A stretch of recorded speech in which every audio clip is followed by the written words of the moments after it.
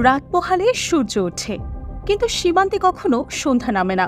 সেখানকার নীরবতা শুনে চৌকিদারের পায়ের শব্দ।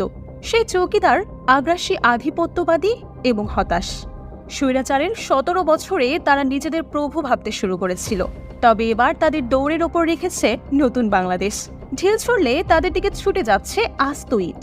বাংলাদেশের সাধারণ জনগণও এবার রুখে দাঁড়িয়েছে। সীমান্তের অহেতুক দাদাগিরি চলবে না। এবার দিল্লির হাসি একেবারে বন্ধ, উল্টো এসেছে কান্নার পালা। এই তল্লাটে আর তাবেদার বলে কেউ নেই।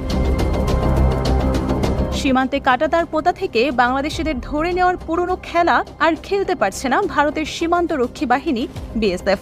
বাংলাদেশ বর্ডার গার্ড বিজিবি তাদের রুখে দিচ্ছে। রুখে দাঁড়াচ্ছে সাধারণ জনগণ, গর্জে উঠছে সারা বাংলাদেশ। তাই তারা খেয়ে তেরামো ভুলতেই হচ্ছে বিএসএফকে। পলাতক স্বৈরাচার শেখ হাসিনার বুদ্ধি নিয়ে